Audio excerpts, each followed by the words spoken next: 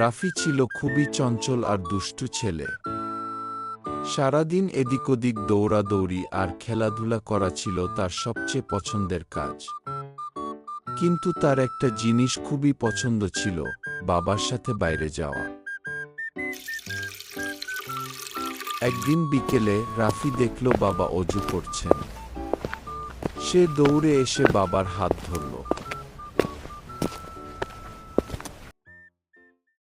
বাবা, তুমি কোথায় যাচ্ছ?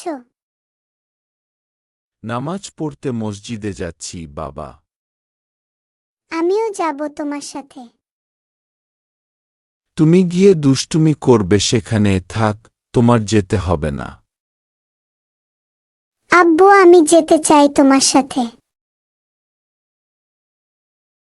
নিয়ে যাও ওকে। শেখার আগ্রহ জাগলে শেখাতে হবে।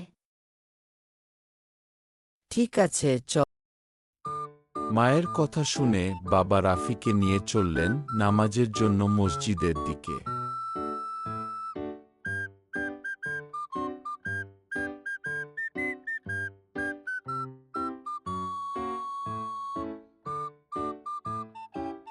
রাফি অবাক হয়ে চারপাশ দেখতে লাগল।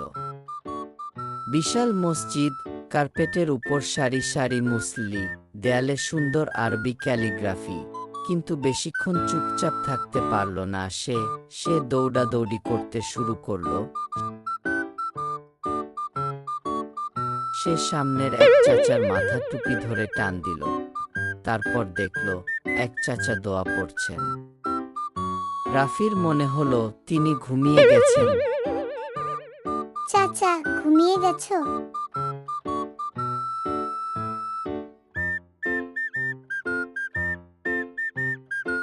এভাবেই রাফি দুষ্টুমি এবং দৌড়াদৌড়িতে মেতে থাকল মসজিদের ভিতরে। বাবা রাফির এসব কাণ্ড লক্ষ্য করছিলেন, কিন্তু নামাজের মধ্যে কিছু বলতে পারছিলেন না। নামাজ শেষ হতেই বাবা রাফিকে একপাশে নিয়ে গেলেন। রাফি, মসজিদ খেলাধুলার জায়গা নয়। এখানে সবাই আল্লাহর ইবাদত করতে আসে। তুমি যদি শান্ত হয়ে নামাজ না পড়তে পারো, তাহলে তোমাকে আর নিয়ে আসব না। রাফির চোখে পানি চলে এলো। সে চুপচাপ মসজিদের এক কোণায় গিয়ে বসে পড়ল।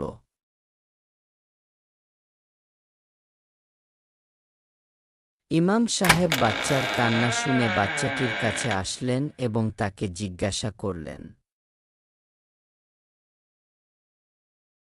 কাঁদছ কেন বাবা? আমি ভুল করেছি। বাবা আমাকে বকা দিয়েছে। তুমি কি জানো, মসজিদ হলো আল্লাহর ঘর। এখানে সবাই শান্তি খুঁজতে আসে, ইবাদত করে। তোমারও শিখতে হবে কিভাবে শান্ত হয়ে নামাজ পড়তে হয়। তাহলে আমি কি পারবো নামাজ পড়তে? অবশ্যই। যদি মনোযোগ দিয়ে পড়ো, তাহলে আল্লাহ খুশি হবেন। সেদিনের পর থেকে রাফি ঠিক করল, সে মসজিদে গিয়ে আর কখনো দুষ্টুমি করবে না। পরের দিন যখন বাবা নামাজের জন্য তৈরি হচ্ছিলেন, তখন রাফি নিজেই দৌড়ে এসে বলল,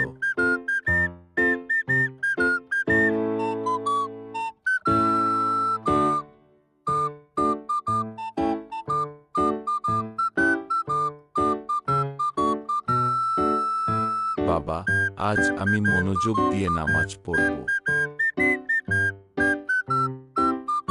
বাবা মুচকি হেসে ছেলেকে বুকে জড়িয়ে নিলেন। এভাবেই ছোট্ট রাফি মসজিদে গিয়ে দুষ্টুমি থেকে শিক্ষা নিল আর ধীরে ধীরে সত্যিকারের নামাজি হয়ে উঠল। সে বাবা মায়ের ভদ্র ছেলে হয়ে গেল। সে তার বন্ধুবান্ধবদেরকেও ভালো পরামর্শ দিতে শুরু করল এবং নামাজের জন্য আগ্রহী করে তোলার চেষ্টা করল, এবং তার বন্ধুরাও যেন মসজিদের ভেতরে দুষ্টুমি না করে সে ব্যাপারে পরামর্শ দিল। এমনই মজার মজার ও শিক্ষণীয় গল্প পেতে আমাদের চ্যানেলটি সাবস্ক্রাইব করুন। সবাইকে ধন্যবাদ।